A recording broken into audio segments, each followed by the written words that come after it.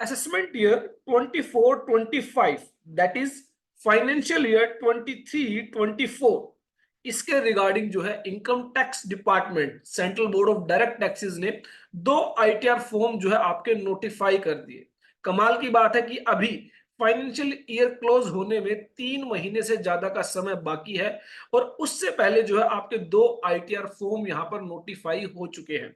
तो ऐसे में ITR 1 और ITR 2 को आप जो है टाइम रहते जो है यहाँ पर डिटेल में स्टडी कर सकते हैं कि क्या चेंजेस किए गए हैं, कैसे आपको ITR 1 फाइल करनी है, कैसे आपको ITR 4 फाइल करनी है। तो यहाँ पर हमारी इस वीडियो में ITR 24-25 के रिगार्डिंग ITR 1 और ITR 4 में क्या बड़े चेंजेस किए गए हैं वो हम अपनी इस वीडियो में डिस्कस करने वाले हैं। स्टार्ट करने से पहले अगर आपने अभी तक हमारे YouTube चैनल को सब्सक्राइब नहीं किया है जल्दी से कर लीजिए, अगर आप अपडेटेड रहना चाहते हैं income tax, TDS, GST, ESIC, EPF से। इसके अलावा आप हमारी ऐप जरूर डाउनलोड कर ले प्ले स्टोर से, डिस्क्रिप्शन में भी लिंक दिया गया है जहां पर बहुत सारा फ्री कंटेंट जो है आपको मिल जाता है रिगार्डिंग टैक्सेशन। और इसके अलावा कुछ अच्छे रीजनेबल कोर्सेज आपको मिल जाते हैं जहां पर आप सीख सकते हैं income tax, GST, TDS, ESIC and EPF। अब बात करते हैं ITR 1 और ITR 4 में क्या बड़े बदलाव किए गए।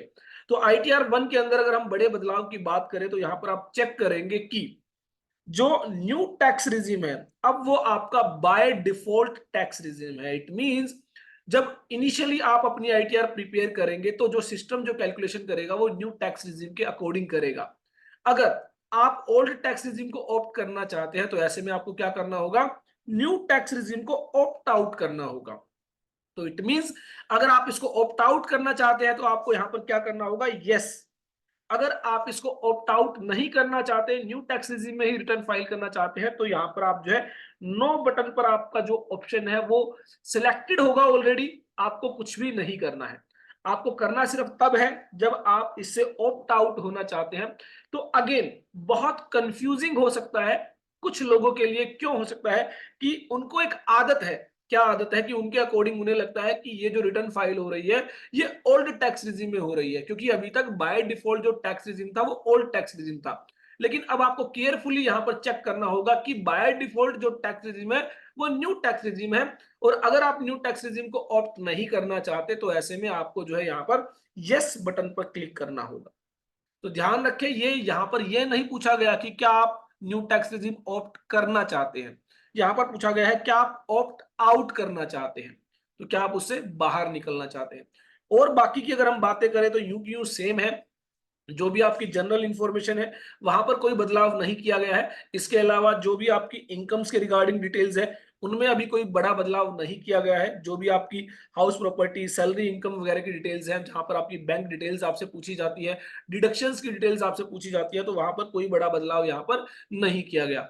इसके अलावा एक बात का और ध्यान रखना है कि जो 5 डिडक्शंस अलाउ की गई है in case of new tax regime, अब वो जो है आप क्लेम कर सकते हैं। इनिशियली पहले क्या होता था, आपको न्यू टैक्स रिजीम में जो है कोई डिडक्शन अलाउ नहीं की जाती थी, लेकिन लास्ट ईयर जो है चेंजेस किए गए और कुछ डिडक्शन जो है आपको अलाउ की गई। तो ऐसे में वो डिडक्शंस कौन कौन सी है ऑलरेडी हम अपने यूट्यूब चैनल पर अपलोड कर चुके हैं, वहां से आप चेक कर सकते हैं।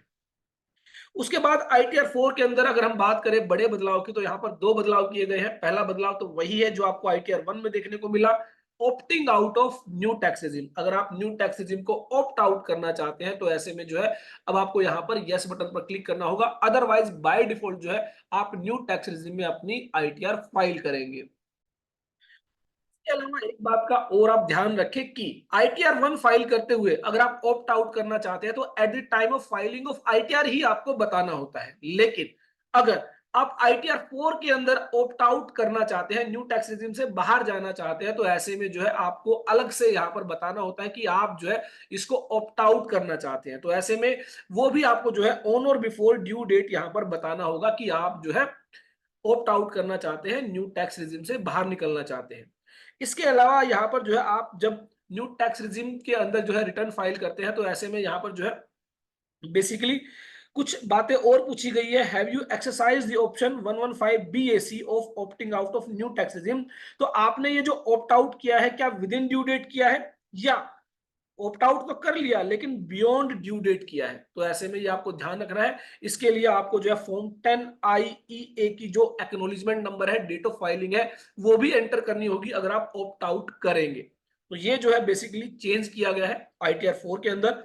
इसके अलावा एक जो बहुत बड़ा बदलाव किया गया है ITR 4 के अंदर, वो है रिगार्डिंग जो आप प्रिजम्पटिव टैक्सेशन के तहत रिटर्न फाइल करते हैं उसके अंदर। तो बेसिकली यहां पर क्या बदलाव किया गया है कि प्रिजम्पटिव टैक्सेशन जो है आप 2 करोड़ रुपए तक जो है ऑप्ट कर सकते हैं, लेकिन लास्ट ईयर कुछ बदलाव किए गए, कहा गया कि आपकी जो कैश रिसीट है अगर वो लेस देन 5% है, वो 5% से ज्यादा नहीं है ऑफ द टोटल टर्नओवर, तो ऐसे में यह जो लिमिट है आप 3 करोड़ रुपए तक जो है इसका बेनिफिट ले सकते हैं। It means in that scenario आप 3 करोड़ रुपए तक प्रिजम्पटिव टैक्सेशन ऑप्ट कर सकते हैं। तो यहां पर जो है एक बदलाव किया गया है, इवन लिमिटेड ₹2 करोड़। इवन जो है, इवन आपकी जो ग्रोस टर्नओवर है वो 2 करोड़ रुपए तक लिमिटेड है, लेकिन अगर E1B is regarding receipt in cash, अगर ये है लेस देन और इक्वल टू 5%, इट मींस अगर आपकी लेट से टर्नओवर है 2 करोड़ 60 लाख, तो उसका 5% से ज्यादा आपकी जो है कैश रिसीट नहीं होनी चाहिए। इन दैट सिनेरियो आप जो है क्या कर सकते हैं, आप जो है 44AD को ऑप्ट कर सकते हैं। तो ये जो है बड़ा बदलाव किया गया है ITR 4 के अंदर। तो ये जो है कुछ नए बदलाव थे ITR 1 और ITR 4 के अंदर जो हमने आपके साथ डिस्कस किए। इसके अलावा टाइम टू टाइम जो भी बदलाव, जो भी अपडेशन आती रहेगी ITR रिटर्न फाइलिंग के रिगार्डिंग, वो हम आपके साथ डिस्कस करते रहेंगे। ये वीडियो आपके लिए यूजफुल होगी, देखते रहिए, लाइक करते रहिए, शेयर करते रहिए हमारे YouTube channel all about taxes को फॉर मोर अपडेट्स।